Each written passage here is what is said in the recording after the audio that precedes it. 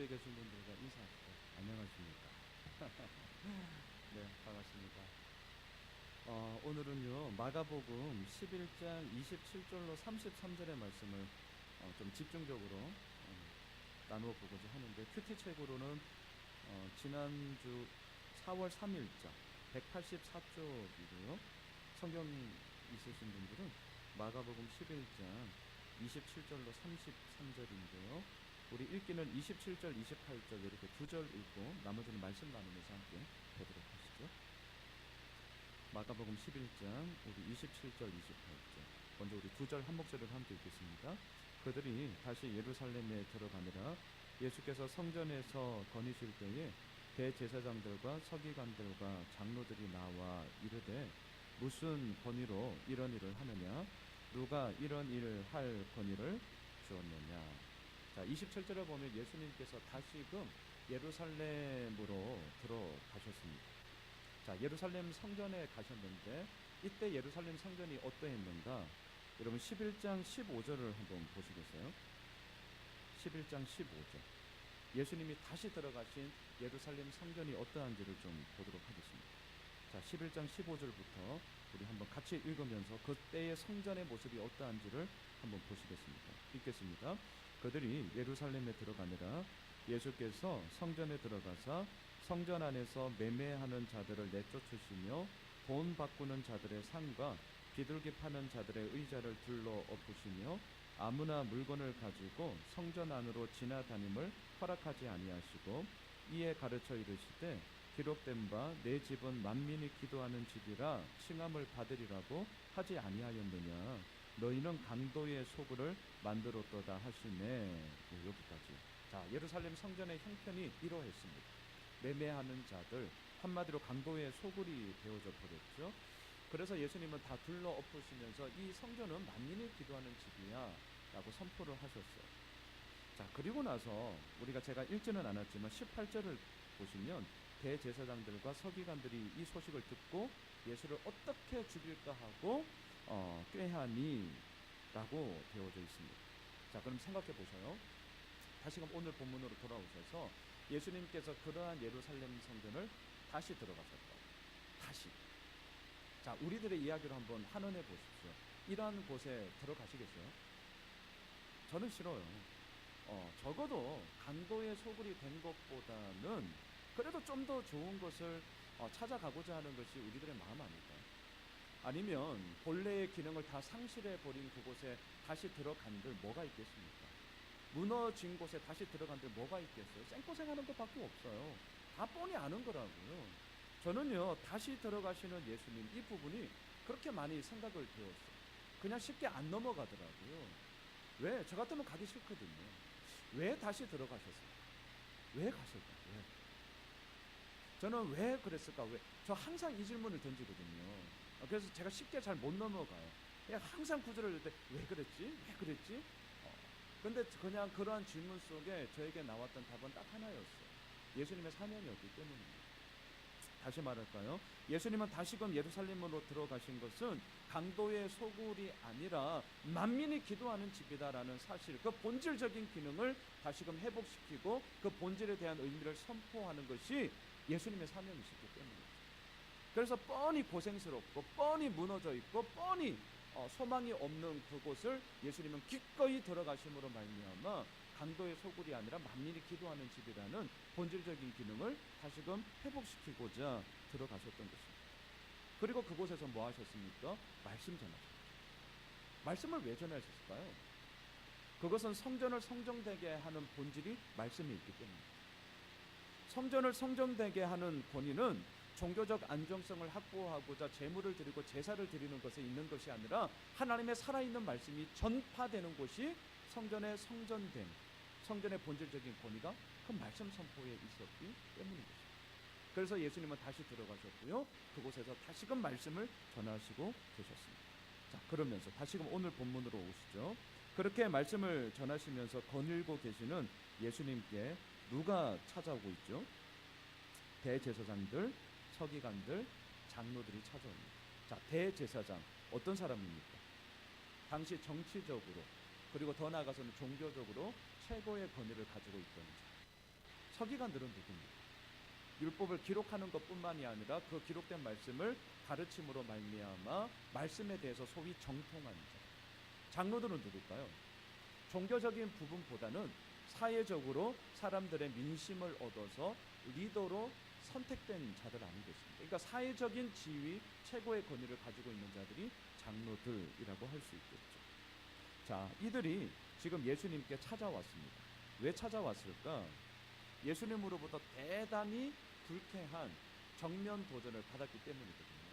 그게 앞서 우리가 읽었던 성전에 들어가셔서 모든 것들을 둘러엎으셨던 사건이죠. 자, 한번 생각해 보세요.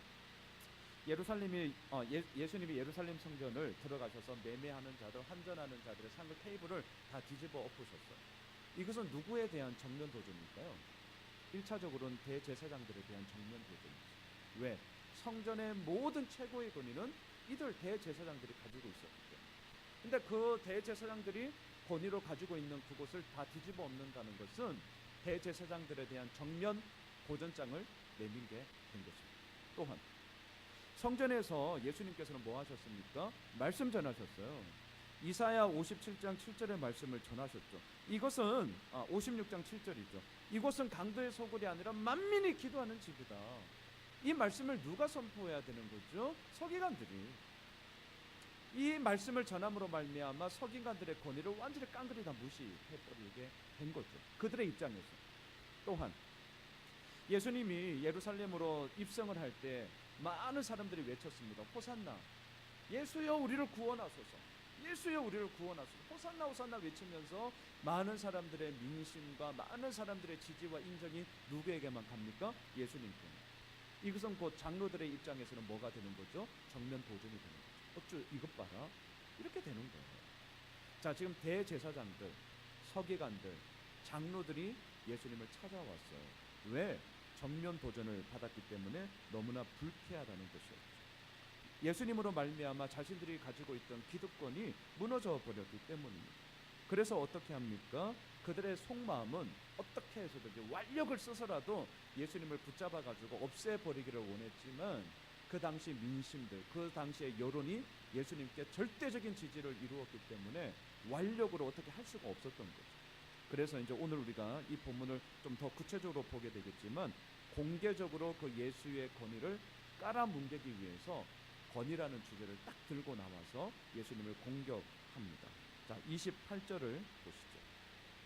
우리가 아까 읽었지만 다시 한번 읽어보실까요? 이러한 마음으로 예수님께 이렇게 묻고 있는 것이죠. 28절 다시 한번 읽겠습니다. 이르되 무슨 권위로 이런 일을 하느냐? 누가 이런 일을 할 권위를 주었느냐? 여기서 말하는 이런 일은 뭘까요? 두 가지입니다. 두 가지. 앞서 우리가 보았던 것. 첫 번째, 성전에서 매매하는 자들, 환전상들, 그 테이블을 다 둘러 엎었던 일. 또한 두 번째, 이 집은 강도의 소굴이 아니라 만민이 기도하는 집이다. 이사야 56장 7절의 말씀을 선포했던 그 일이 오늘 본문에 나오는 이런 일의 직접적인 두 가지입니다. 당시 예루살렘 성전의 권위는 사내들인 공회로부터 이루어진 거죠. 그 사내들인 공회의 허락 없이는 이런 일을 할 수가 없어요. 다시 말할까요? 자신들의 통제 가운데 그 모든 것들이 이루어지고 있었는데 그것을 속된 말로 개무시하고 완전히 뒤집어 엎고 새로운 이야기를 하고 있으니 어찌 이들의 마음 가운데 편함이 있을 수 있겠어요? 완전히 불쾌한 거죠. 이 부분을 오늘 배경으로 한번 바꿔볼까요? 제가 지난 월요일에도 저도 노예를 다녀왔는데 이제 이런 거죠. 오늘날의 배경으로 바꾼다면 이런 거예요. 우리는 한 교단의 총회장이고 노회장이고 나는 정통교단에서 목사 안수를 받은 자야. 근데 너는 어디 출신이야? 이제 이거죠. 너 어디 출신이야? 야, 너 신학교 어디야? 목사 안수 어디서 받았어? 출처 맞아? 이런 거예요. 지금 너 무슨 권위로 이런 일을 하니? 오늘날로 배경 바꾸면 이런 거거든요. 여러분, 목회 활동에 있어서 객관적인 증거 중요해요? 안 중요해요? 중요합니다. 그래서 저 홈페이지에 저 이력 쫙 다 넣어놨잖아요. 저희 전도제 보면 제 이력 쫙 나는 양수는 이 인간이 어떤 인간인지 아시라고. 객관적인 증거 중요해요. 근데 왜 중요하죠? 정통 가정을 밟았다라는 것 자체가 권위를 주는 것이 아니고 그만큼 이 세상에 너무나 많은 소위 참 하여튼 어렵게 하는 소위 직통 게시파들 요즘도 있을 거예요. 직통 게시파 되게 위험하죠. 진짜 사기꾼 같은 목사들이 너무 많으니까 어떻게 그분을 검증할 수 있을까에 대한 하나의 대안으로서 그가 배웠고 또한 사역했던 그 이력들을 볼 수밖에 없는 거죠. 어떻게 보면 참 슬픈 얘기죠. 하지만 또 반대로 정규 과정을 밟았다고 해서 다 유능한가? 절대 그렇지도 않죠. 이 긴장 속에 우리가 살아가는 것 아니겠습니까? 지금 종교 지도자들이 예수님께 건의라는 주제를 딱 가지고 나왔어요. 너 도대체 어디 출신이야? 너 도대체 뭐 어디서 굴러 먹다 온 놈이야? 이거잖아요. 그런데 한번 이 부분을 잘 보세요. 왜 건의라는 주제를 딱 들고 나왔을까? 라는 이 생각을 계속 좀 해봤는데 이런 거예요. 되게 아이러니한 게 있는데 예수님을 딱 보니까 사기꾼이 아니에요. 자, 이거 잘 보셔요. 지금 대제사장들, 서기관, 장로들의 시점에서 지금 이 얘기를 하는 거예요. 예수님을 보니까 사기꾼이 아니야. 더군다나 예수님이 하시는 말씀이 너무나 특별해. 또한 그것에 대한 객관적인 증거, 그것들이 막 병자가 낫고요, 귀신이 쫓아지고요, 너무나도 놀라운 이적들이 벌어지고 있어요.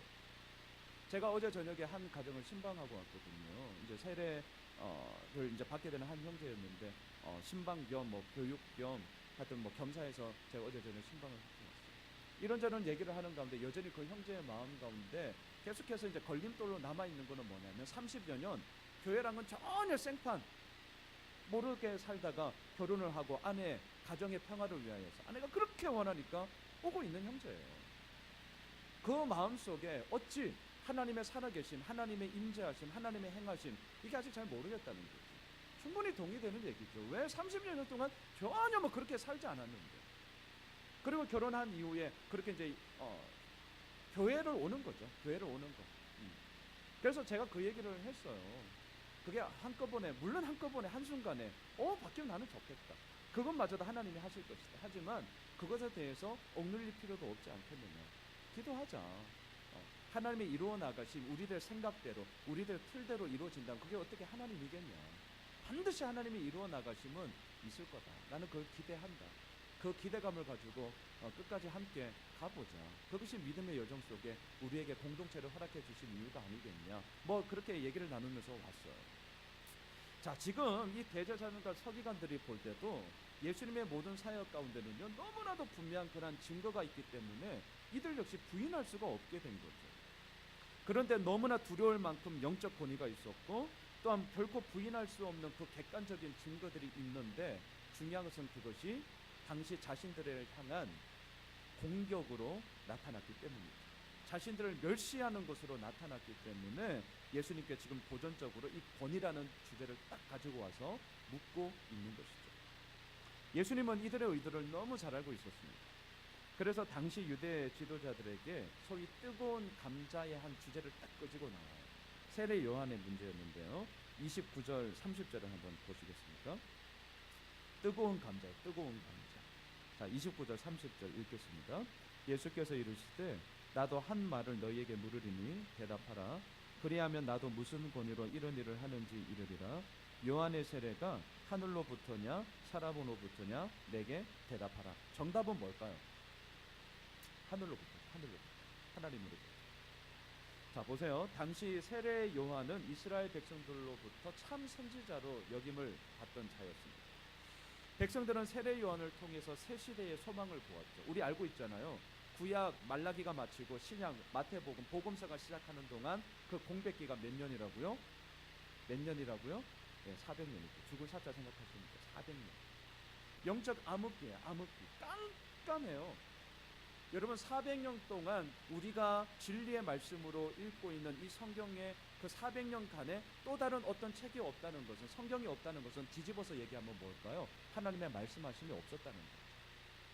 영적 암흑기예요.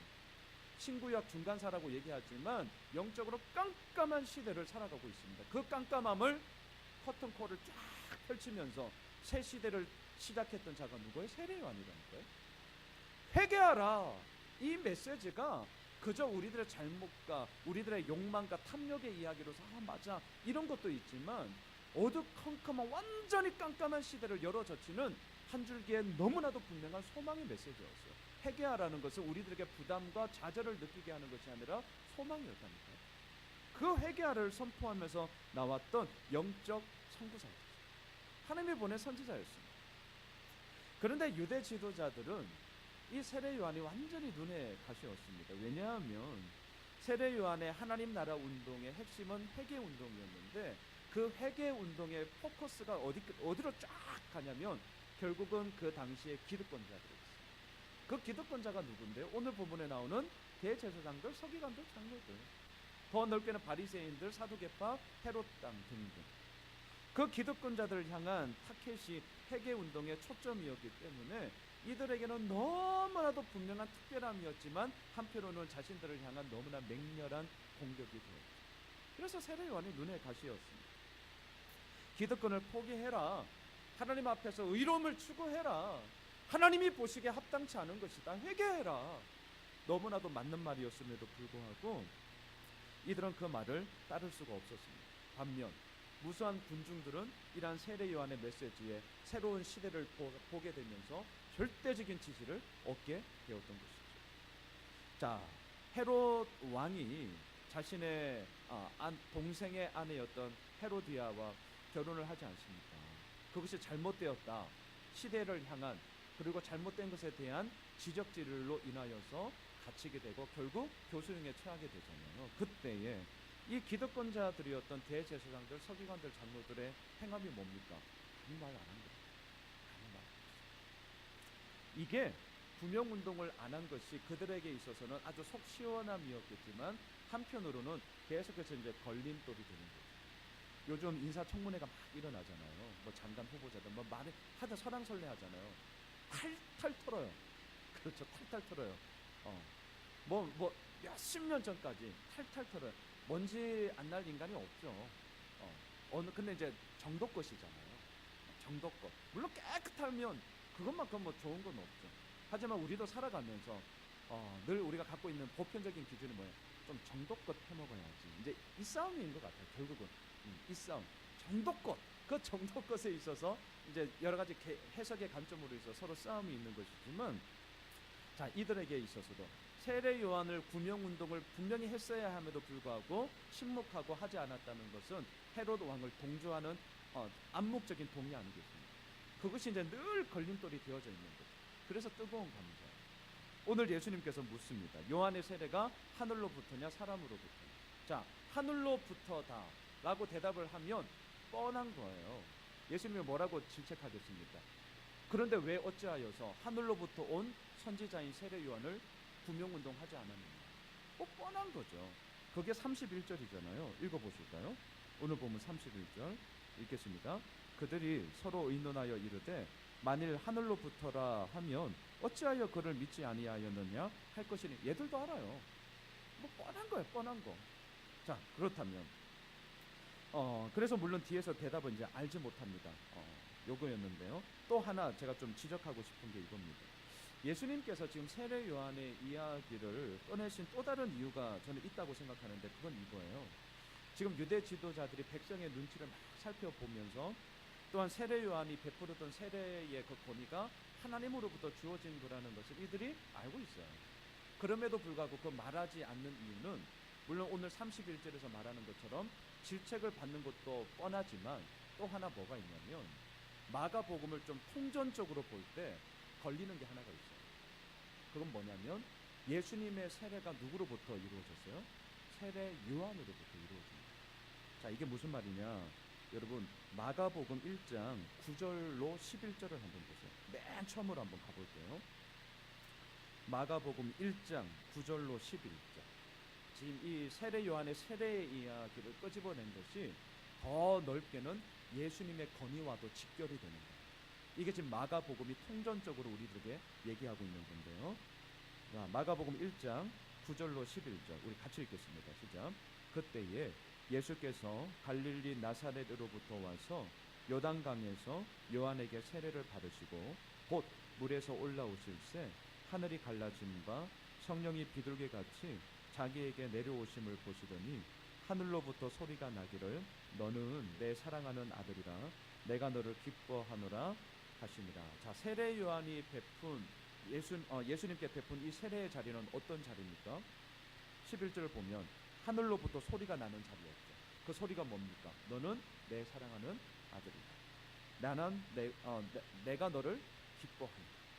하나님의 하나님 되심 속에 예수 그리스도가 메시아 되심이 명백하게 증거되는 자리가 세례 요한의 그 세례를 베푸는 자리였어요. 자, 오늘 본문으로 다시금 오시면 이런 거죠. 세례 요한의 세례는 모든 백성들을 향한 하나님 나라의 운동이었고 그 핵심은 회개였어요. 그런데 그 회개의 주체, 하나님 나라를 이 땅에 가지고 오시는 분이 누구냐? 마가복음 1장 9절부터 11절. 그 하나님 나라를 가지고 오는 분은 곧 예수 그리스도다. 이게 지금 마가복음에서 우리들에게 얘기하고자 하는 세례 요한의 세례와 맞물리는 너무나도 중요한 내용입니다. 단지 세례 요한을 가지고 와서 예수님께서 건의를 어쩌고 저쩌고 얘들을 공격하고자 하는 것도 물론 있었지만 더 중요한 것은 그 세례 요한의 세례는 곧 하늘로부터 임한 것이요 나에게 있어서도 하나님께서 확증해 주는 메시아이심을, 너는 내 사랑하는 아들이야, 내가 너를 기뻐한다 라는 확증적인 자리였음을 오늘 이 본문에서 얘기하는 거예요. 세례 요한의 권위는요 하늘로부터 온 것이었어요. 그럼에도 불구하고 이 대제사장들, 서기관들, 장로들은 인정을 할 수 없는 뜨거운 감자였던 것이죠. 자, 그래서 두 번째, 또 사람으로부터 세례 요한의 권위가 왔다. 자, 지금 질문이 두 가지였잖아요. 하늘로부터냐 사람으로부터냐. 사람으로부터 왔다 이러면 어떻게 되는 겁니까? 이건 뭐 뻔한 거예요. 민심이 들고 일어날 겁니다. 왜? 세례 요한만큼 하나님의 사람으로서 인정받았던 자가 없었기 때문인 것이죠. 그래서 오늘 본문으로 다시금 돌아오셔서 11장 32절을 한번 읽으시죠. 이들이 이렇게 말을 합니다. 11장 32절 읽겠습니다. 그러면 사람으로부터라 할까 하였으나 모든 사람이 요한을 참 선지자로 여김으로 그들이 백성을 두려워하는지다. 그래서 이들의 결론이 뭐죠? 아주 이제 정치적인 대답을 내리죠. 33절을 읽으실까요? 시작. 이에 예수께 대답하여 이르되 우리가 알지 못하는, 여기까지. 우리가 알지 못하는. 여러분, 이들은 기도하는 자들이 아니었습니다. 이들은요 하나님의 뜻이 무엇인지 하나님께 묻기를 원하는 자들보다는 나에게 유리한 게 뭘까, 이렇게 얘기하는 것이 나에게 득이 될까 해가 될까, 소위 이해 타산 가운데 정치적인 잔머리로 의논하는 자들이었습니다. 뭐가 더 유리하고 뭐가 더 불리한가 아주 신속하게 계산하는 자들이었습니다. 이들은 하나님의 뜻이 무엇인지를 묻고 그 뜻이 분명하다면 그 모든 것들을 모험해서라도 감행하는 자들이 아니라 나에게 유리한가 불리한가만을 따지는 자들이었습니다. 그래서 가장 이들이 생각하는 틀 안에서 소위 가장 안전빵, 누구나 다 안정을 원하잖아요. 안정, 누구나 안정을 원해요. 이들은 더했어요. 가장 안전한 안전빵을 선택합니다. 그게 뭡니까? 잘 모르겠는데 기억나지 않습니다. 지금 이 얘기를 하는 거죠. 얼마나 정치적인 태도예요. 그런데 제가 이 부분을 계속 좀 묵상을 하면서 좀 이런 걸 좀 느끼게 되었어요. 그게 뭐냐면 어떤 상황에서도 하나님께 묻지 않고 소위 이렇게 정치적인 선택을 한다는 것은 뒤집어 말하면 이런 거예요. 최고 권위자가 하나님이 아니라 결국은 바로 나라는 거죠. 최종 판단자가 하나님이 아니라 결국은 나라는 거예요. 왜냐하면 이들이 몰랐는가? 그게 아니거든요. 이들이 알고 있었단 말이죠. 하지만 이 뜨거운 감자를 먹을 수도 없고 뱉을 수도 없고 이러한 아주 애매하고 정치적인 이러한 자신들의 그냥 유불리를 따지는 정치적인 상황 가운데서 모르겠습니다 라고 얘기하는 것은 모름이 아니라 결국은 내가 권위를 가지고 있고 내가 이 상황을 판단하고 내가 이 상황을 이끌어 가겠다는 그 주도권을 하나님께 맡기는 것이 아니라 끝까지 내가 붙잡고 있겠다라는 자신들의 그런 욕심이었기 때문입니다. 자신들이 불리해질 것을 뻔히 알았기 때문에 얘기를 하지 않았던 거죠. 그러자 우리가 33절을 제가 끊었는데요. 우리가 알지 못합니다 이렇게 대답하니까 예수님도 대받아서 이렇게 공격을 하세요. 자, 33절 우리가 끊고 난 이후에 예수께서 요 구절 읽고 오늘 말씀을 좀 마무리하겠습니다. 읽겠습니다. 예수께서 이르시되 나도 무슨 권위로 이런 일을 하는지 너희에게 이르지 아니하리라 하십니다. 이 대답은 매우 예리한 대답이죠. 왜냐하면 내가 무슨 권위로 이런 일을 행하는가 하는 것은 내가 몰라서가 아니라 결국 문제의 핵심은 너희들에게 있다라는 말이기 때문에. 자, 이런 말이 제가 한번 바꿔볼게요. 한번 들어봐 주세요.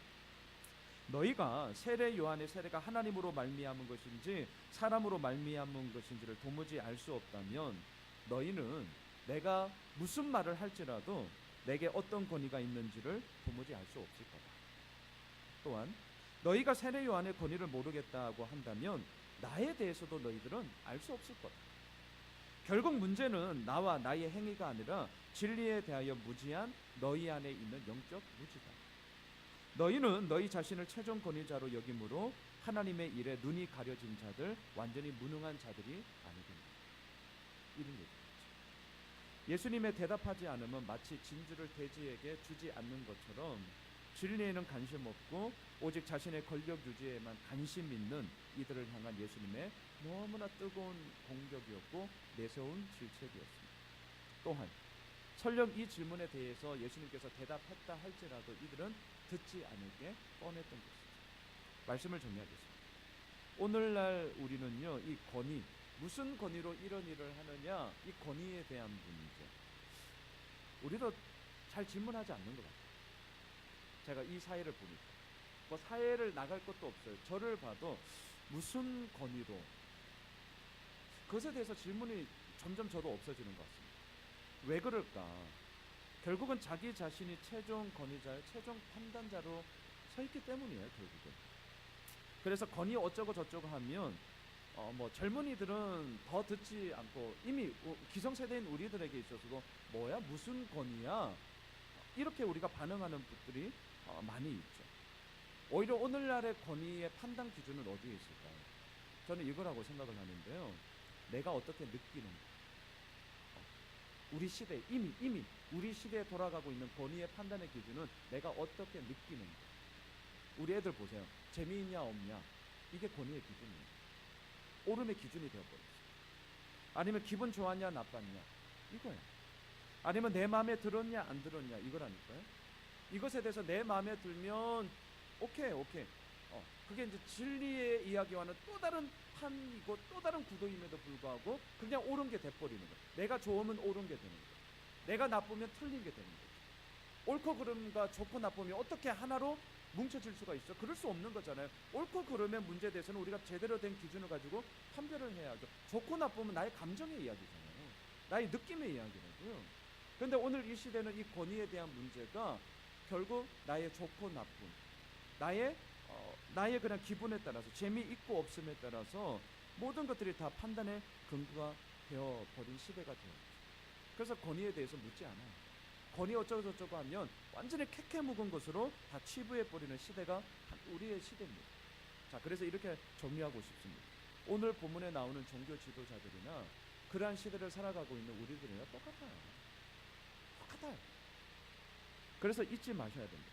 오늘 이 본문을 통해서 이렇게 정리하겠습니다. 우리의 권위는 우리가 알고 있는 거예요. 나로부터 이루어지는 것이 아니라 하나님으로부터 이루어지는 것이다 라는 것에 대해서 더욱더 분명하게 오늘 이 본문을 통해서 우리는 정리를 하셔야 됩니다.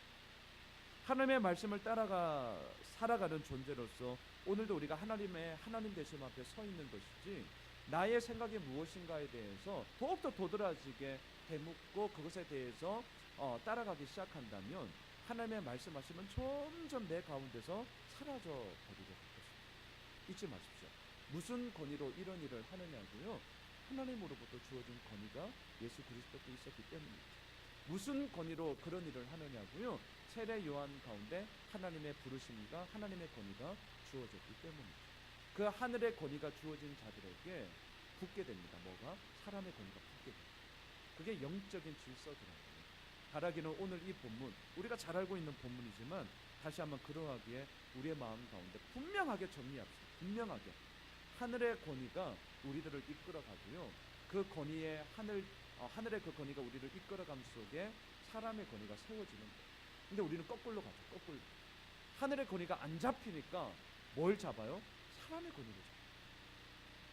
목회도 자칫하면 그렇게 돼요. 목회도. 이게 하늘에 안 잡히거든요. 때로 막 붕 뜨거든요. 그러니까 가시적으로 보이는 사람을 자꾸 잡으려고 해요. 그렇게 풀어가기 시작하면 꼬여요. 안 돼. 저 이거 알거든요. 근데 이게 쉽지 않아. 왜? 하나님은 제 눈에 안 보여요. 목사도 별 수 없더라고요. 하나님 안 보여요. 저 하나님 믿거든요. 이 말씀이 나의 생명이라는 걸 좀 믿고 제 삶을 드리고 있거든요. 그런데도 하나님이 눈에 안 보이고요, 가시적으로 보이는 사람만 계속 보이니까 사람의 권위를 잡고 싶어요. 이건 미치는 거죠. 오늘 이 본문, 하늘로부터냐 사람으로부터냐, 우리 압니다. 하늘로부터예요.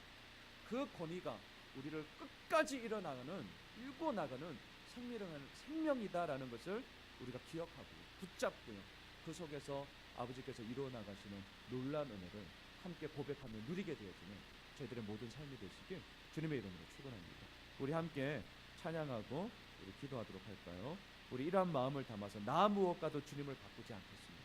우리 다시 한번 이 찬양으로 우리의 마음을 고백하고 우리 이 시간 함께 기도하는 시간 갖도록 하겠습니다.